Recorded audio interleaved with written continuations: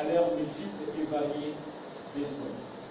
C'est pour tout cela que nous avons décidé de vous parler aujourd'hui d'une exhortation de l'éminent imam Hassan al-Basri afin que nous nous en tirions profit.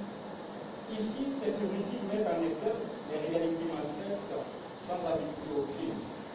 Au fait, chers frères et sœurs en islam, il est relaté qu'un jour, un homme vint voir l'imam Hassan et lui dit, je cite, « Ô Abu Saïd, quel est le secret de ton ascétisme? Pourquoi ne manges-tu pas le haram, c'est-à-dire l'illicite? Et tu nies que tu n'aimes pas ton chien. Tu ne t'accapares pas les biens des autres. Tu ne triches pas dans tes relations. Tu ne participes pas aux échanges usuraires. Tu ne manges jamais.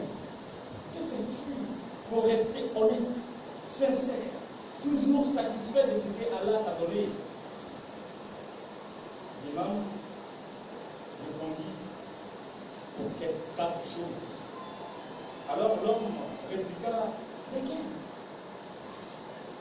Et à l'imam alors lui dit, premièrement, je suis convaincu du fait que personne d'autre hors ma personne ne pourra prendre la subsistance qu'Allah a prévue pour moi. Alors mon cœur s'est apaisé. C'est-à-dire, si je sais que personne ne pourra prendre ma part de subsistance, alors pourquoi travailler dans l'usure et manger le haram? Pourquoi ne pas se montrer honnête dans mes relations et m'empêcher de frauder? Pourquoi mentir en jurant par Allah ou tricher? Tout ça pour gagner de l'argent. Pourtant, le prophète sallallahu alayhi wa sallam nous a mis en garde en ces termes, je cite, viendra un temps où l'individu gagnera de l'argent sans même chercher à savoir s'il provient du halal ou du haram.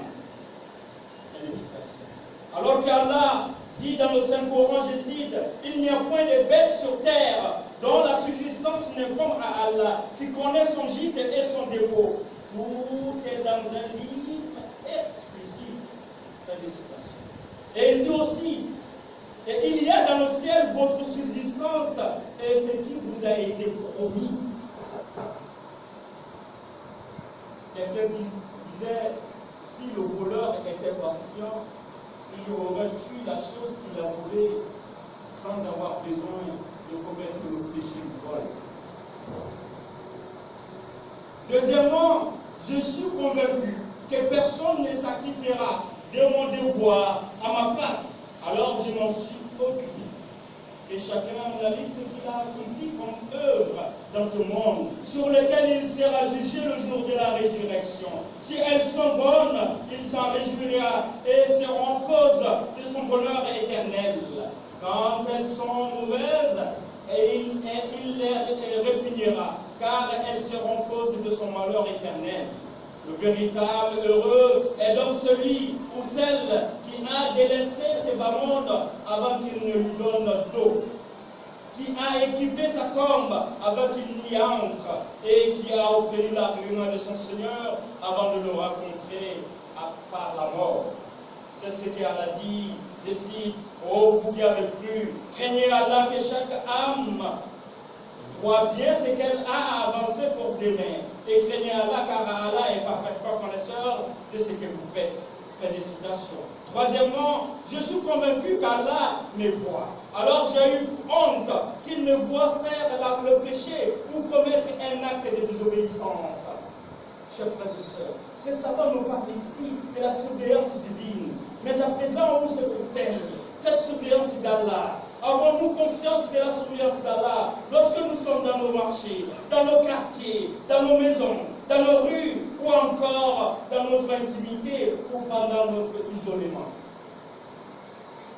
Souviens-toi qu'Allah connaît la trahison de tes yeux, tout comme ce que les poitrines cachent. Crains donc ton Seigneur, où que tu sois, et rappelle-toi que celui qui observe Allah dans son comportement connaîtra le bonheur dans ce monde et dans l'au-delà. Et par contre, celui qui néglige cette surveillance divine sera inévitablement perdant dans les deux mondes, qu'Allah nous en préserve. Enfin, quatrièmement, je suis convaincu que la mort m'attend inévitablement. Alors, je prépare la provision pour la rencontre du Seigneur de l'univers.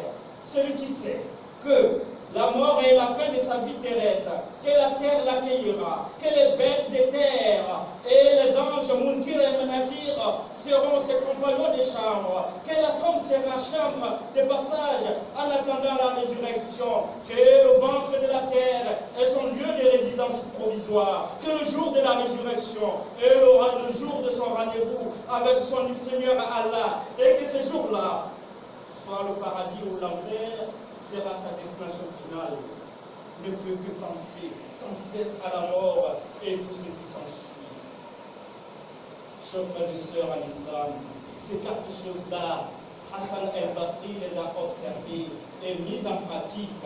Elles ont régulé sa vie du croyant sur cette terre jusqu'à ce qu'il soit parmi les piliers.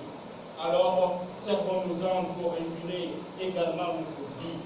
Fasse donc Allah que cette exhortation nous serve et nous guide vers ce qui est bon pour nous dans ce monde et dans l'au-delà. Qu'Allah agrée toutes nos bonnes œuvres et pardonne nos vices.